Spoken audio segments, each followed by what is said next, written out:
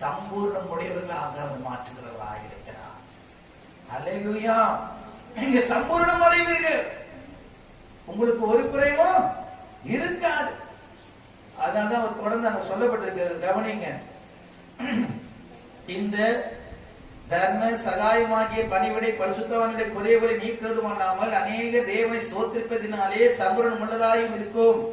அவர்கள் இந்த தர்ம சகாயத்தினாலே நன்மையை அனுபவித்து நீங்கள் கிறிஸ்துவின் சுவிசேஷத்தை கீழ்ப்படிந்ததோடு, கிறிஸ்துவின் சுவிசேஷத்தை கீழ்ப்படிதலோடு அறிக்கைப்பட்டிருக்கிறது நிமித்தமும் தங்களுக்கு மற்ற அனைவருக்கும் நீங்கள் உதாரணமாய் தர்மம் செய்தது நிமித்தமும் அவர்கள் தேவனை மகிமைப்படுத்தி உங்களுக்காக வேண்டுதல் செய்து தேவன் உங்களுக்கு அளித்த மிகவும் விசேஷ கிருபை நிமித்தம் உங்கள் மேல் வாஞ்சியாய் இருக்கிறார்கள். தேவன் அருளியே சொல்லி முடியாத ஈவுகளுக்காக அவருக்கு ஸ்தோத்திரம். அல்லேலூயா.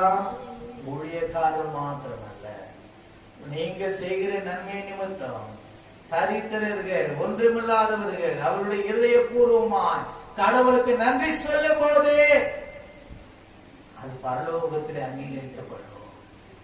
கர்த்தரை ஆசீர்வதித்து தருகிறவர் ஆயிருக்கிறார். அல்லேலூயா, அல்லேலூயா.